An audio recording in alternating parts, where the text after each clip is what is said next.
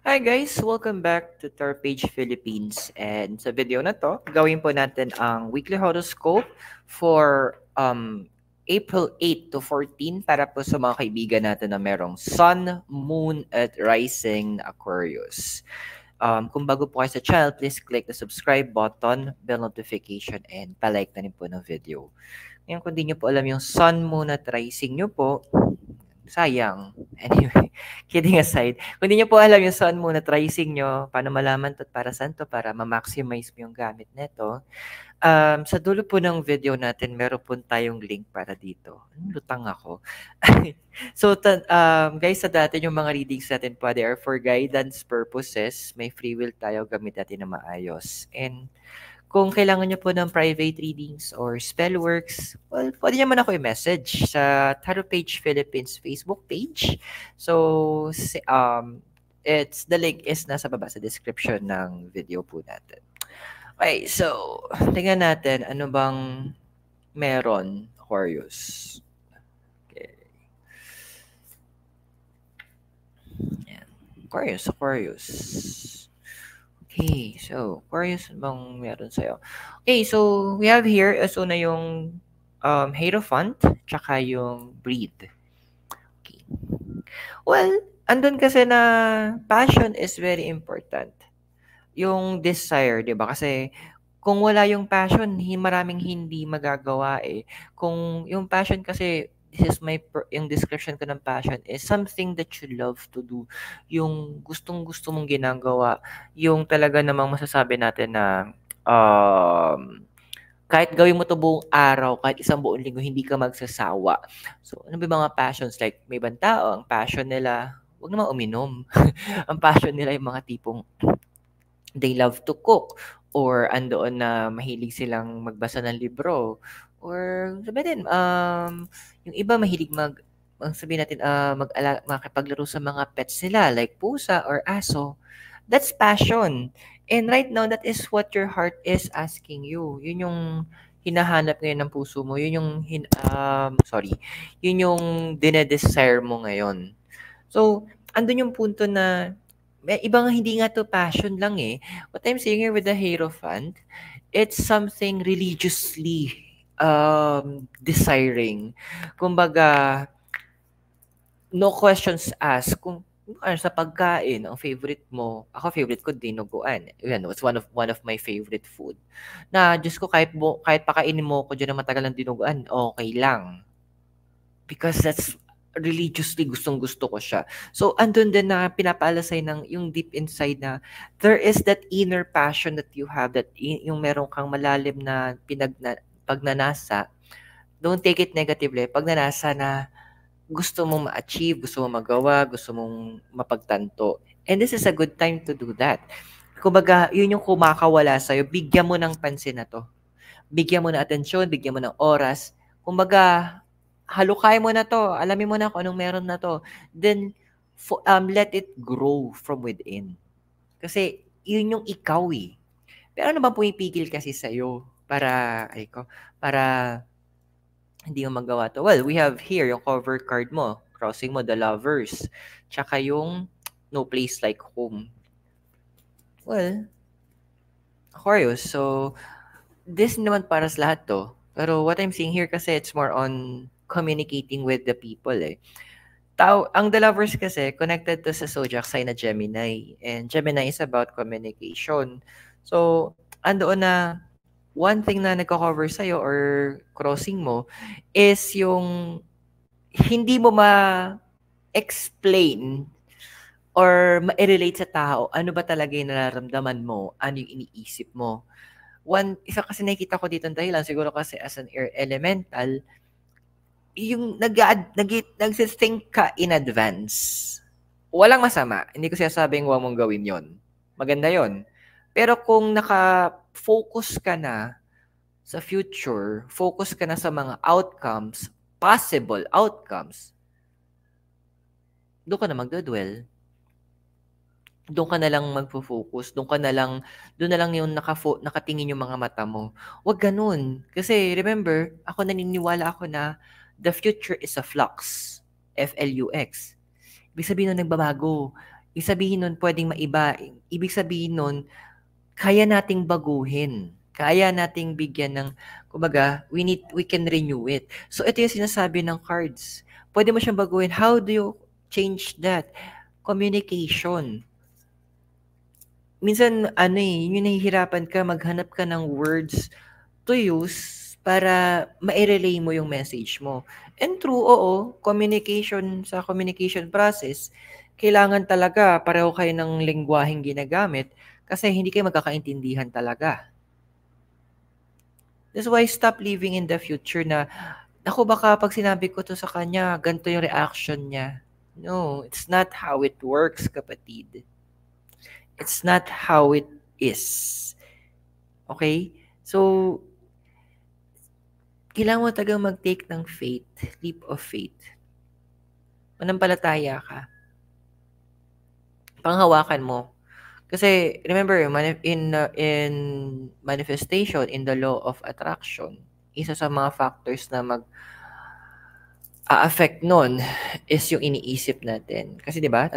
Kung tatandaan niyo yung sinasabi ko laging summary ng law of attraction, what you think, what you feel, what you think. So, anong naramdaman mo, anong iniisip mo, sinasabi mo, inagawa mo, yun yung realidad na nangyayari sa'yo. Ano bang crown mo kasi? Ay. Okay, so we have here the Ace of Pentacles, tsaka si New Life. Well, yung mga tayo masisisi na madami sa inyo, parang merong part sa inyo na parang kontento na kayo in where, yung kumbaga surface level, okay na kayo. Pero naghahanap kayo ng something new. Kumbaga para yung sa Encanto, si Isabella, something sharp, something new, na parang pag tinanong mo yung lyrics, it's not magical or proportional, but it's beautiful, it's mine. So yun na yung kasunod, what else can I do? Yun yung parang hinahanap ko ngayon Okay, nagawa ko na to, na-achieve ko na to, napagtanto ko na to, na ganyan, ganto na siya, ganto. Pero ano pang bago? Ano pa yung pwede ko mahanap? So yun yung tinatanong mo ngayon, what else can I do? Ano pwede ko pang gawin? Ano pang meron? Ano pang ino-offer ng universe? Ano pang available sa akin? Diba? Isabella, ikaw ba yan? Diba? Parang, yun yung magiging team song mo ngayon Yung what else can I do Parang, sige dati na, ang ano mo lang, puro mga beauty, ganyan. Sabi natin, kaya parang kay Isabella, dati i-relate kay Isabella. Parang, sabi niya, I grow roses, rows of flowers. Parang ang laging merong flor de mayo. Pero, meron pa, hindi lang naman puro mga cuteness ang flowers Meron din mga fierce na flowers, di ba? So, yun yung hanahanap mo ngayon. What else? Ano ba bang available? And hindi mo naman siya makukuha kung hindi mo malaman hangga't hindi ka lumalabas doon sa comfort zone mo. Hangga't hindi mo sinusubukan. Ano ba kasing base mo ngayon, kapatid? Of course, so, Page of Swords. Tapos, ano to? Unfinished Symphony. Well, yes, education is very important para magawa mo yung mga bagay na gusto mo. Sabihin natin, ang galing na, isa sa mga desires mo, sabihin natin is to play the guitar. O matutong, sabihin natin, magpinta, mag-drawing, na-admire mo. Yun yung nakita mong you can do more. 'Di ba? Parang mala Isabela. Pero paano mo paano mo magawa kung hindi mo susubukan? So, sabihin natin sa una, ang pangit ng beat mo pag nag-strum ka ng gitara, pag nag-drawing ka, andoon na lagakpak yung ilong mo character.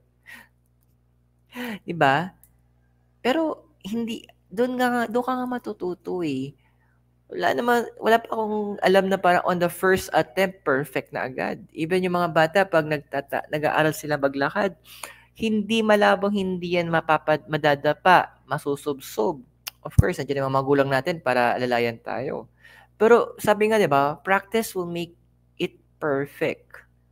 Bakit? Tingin nyo ba sa pagbabasa ko ng card, sa una kong basa, ang galing ko? No, it took me time because andoon yung passion ko. challenge ko yung sarili ko, no, ano ba pwede ko magawa sa cards? Same thing with you. What else can you do? Learn just one thing to expand. Yun yung isa sa pinakamagandang foundation na pwede mo makuha. Because your recent past, we have yours, Anant and Imagine. Sino bang pumatay kasi ng desire mong yan? Sino bang, kumbaga sa kandila, sino bang nag-blow ng candle mo for you para ikaw mangarap para sa sarili mo? Halika, pagtulungan natin siya. So, kidding aside, ito yung sinasabi ng card sa'yo. Yung sa past mo. Yes, your past, sabihin natin medyo traumatic, malungkot, masakit. Pero your past, yung nakaraan mo, hindi yun na magdidikta kung ano yung dapat present mo, tsaka yung future mo. May kasabihan nga yung pag pinanganak kang mahirap, hindi mo kasalanan. But kung mamamatay ka daw mahirap, yun, pwede kasalanan mo pa kasi wala kang ginawa, may opportunity ka to change things.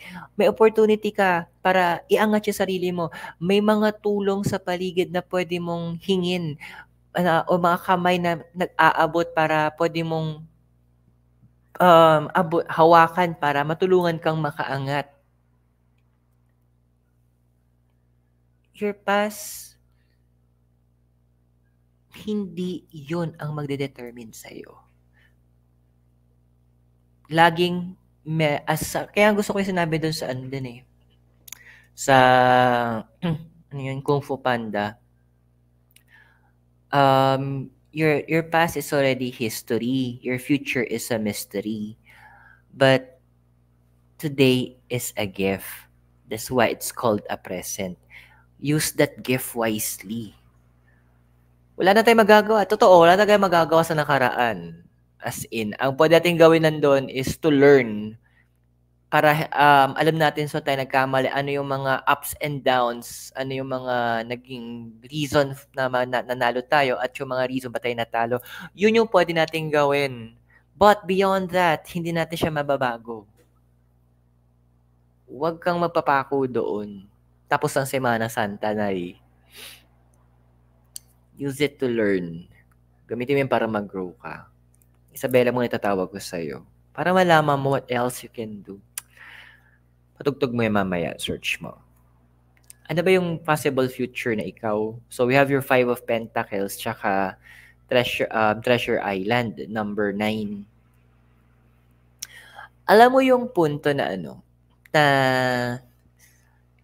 kailangan mo mag-take actions. Ito warning. You can take this as a warning, Aquarius. Mag-take actions ka in terms of your finances kasi medyo nane-neglect mo na. Well, just like yung symbol dito, medyo butas ang bulsa. Hindi maganda na pupunta tayo madalas sa pecha de peligro. Hindi maganda 'yon kasi andun yung punto financial yung tatawag nilang financial education. Importante 'yun sa iyo kasi nakikita ko dito na yan since na ironic lang no, butas yung bulsa, baligtad yung treasure. So, you can take this as a parang warning na, oops, wait lang, bantayan ko muna yung finances ko, bantayan ko muna yung paggastos ko, ano ba yung mga hindi necessary na pinaglalaanan ko ng pera. Kung may bibilin ako, kailangan ko na ba talaga siya ngayon? Kung kailangan ko talaga siya ngayon, wala ba akong substitute na pwedeng gamitin na mas mura? Mga ganong bagay. So, kunyari, sabihin natin, may pupuntahan ka.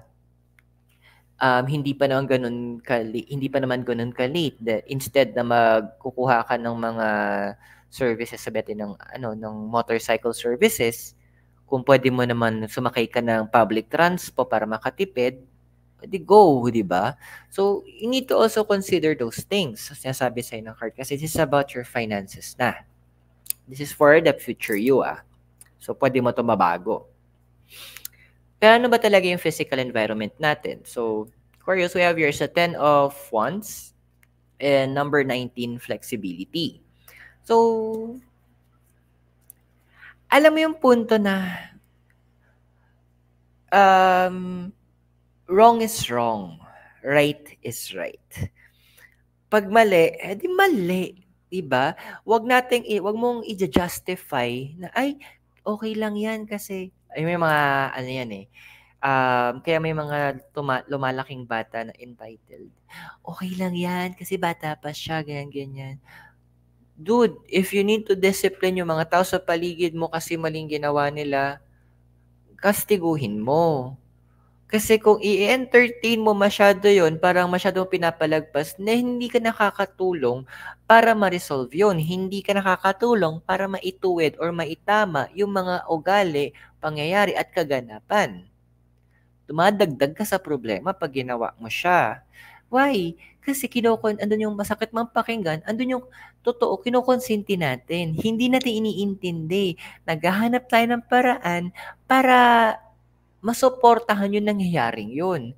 Very wrong yun, Aquarius. Kasi, kumbaga, lalaki sungay nun at mas mahirap putulin ang isang sungay ng isang tao o pangyayari kung malaki na 'to or mahaba na or makapal na yung kalyo nung sungay. Habang maaga pa lang, trim na natin, 'di ba? Habang maaga pa lang, correct na natin. Habang maaga pa lang, maglagay tayo ng boundaries. Kasi may mga tao, alam mo yung tipong, gusto ko yung isang book na nabasa ko nun, sabi niyong sa book na yun, ang pinaka nakakatakot na pwede mong pwestuhan sa isang gera is sa gitna. Yung mga sinasabi lang neutral. Bakit? Kasi andun yung gulo. Dun yung bagsakan ng bala, bagsakan ng bomba. There are times, sabi dito sa physical environment mo, kailangan mong mag-take ng side. And dun ka mag-side sa alam mong tama. Doon ka sa mag-side kung saan maitutuwid ang mga bagay-bagay. Doon ka mag-side kung saan alam mo mas marami ang magbe-benefit at magbibigay ito ng liwanag. Because your emotion environment is the judgment tsaka time to go. Ito na nga. Chismis. Anong chismis na? Ito na nga. So, ito na nga. Expect mo kasi may mga, emotion, may mga tao na parang it's either babalik to, when it comes to the retrograde to eh, mga tao na, actually hindi, may mga taong tatanggalin sa'yo, mga emotions na parang kukwestiyonin mo kung dapat ba nandoon, connections na dapat mababang, parang andun yung magko-question ka in your emotions na, dapat pa bang maging, totoo bang friend si ganito sa akin? Or yung ginawa kong ganito, nung dati tama ba yun? Should I reconnect? Ang dami mong flood of emotions na questionin mo yung mga previous decisions mo. And marami doon, bibitawan mo. May mga bagay doon na babalikan mo. Time to go. Kasi kung titignan ko to, time to go. Time to go back, time to go to the past, time to go to the future, time to go and give it up.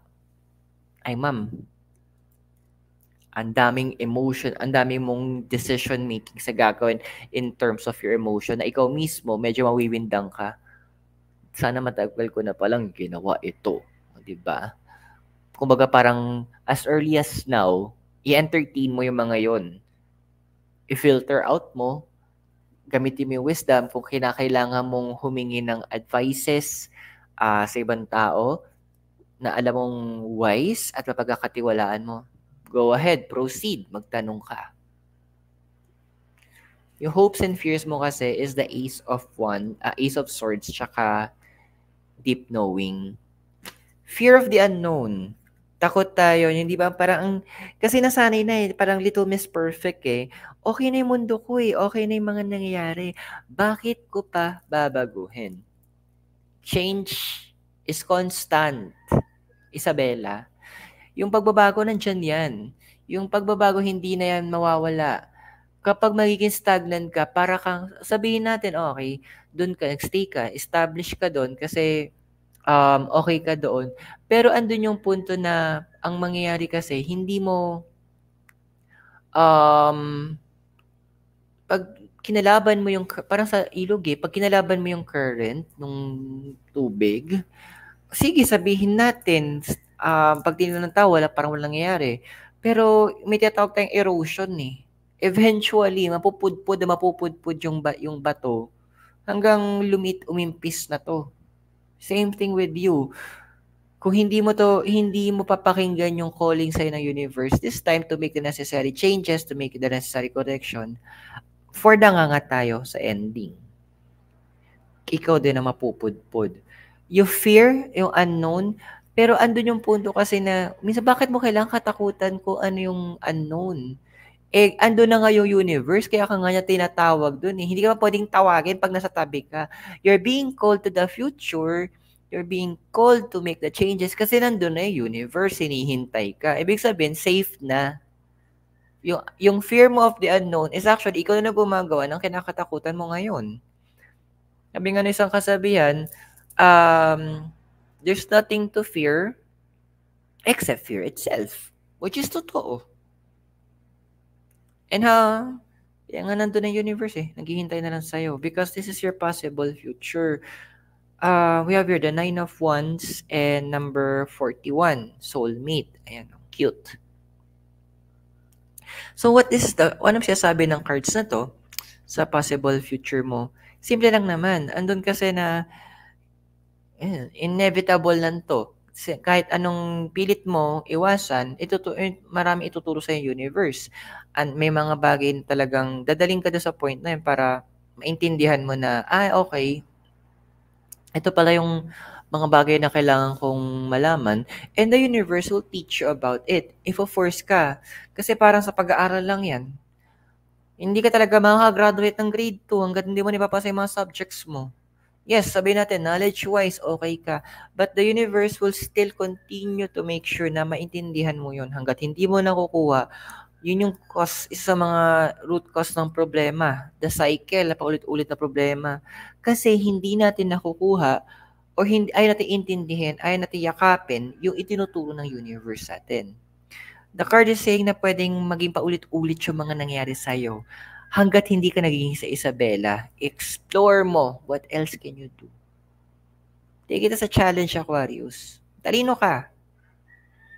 At alam mo yung mga outcomes na yon, hindi lang puro negative. Meron laging may positive side. Okay? So I hope nakatulong yung reading sa'yo. At tandaan yung mga readings. They are for guidance purposes. So use your free will wisely. At kung bago kayo sa channel po, please do subscribe to please do click on the subscribe button, bell notification, and pa-like na rin po ng video natin. At for private readings po, or spell works, pwede kayo mag-message sa akin sa Facebook, which is the same name, Tarot Page Philippines. So Aquarius, maraming salamat sa'yo. God bless, Namaste, Hare Krishna, and blessed be. At naway magkita tayo very soon. At laging tandaan, please be safe and goodbye. Okay?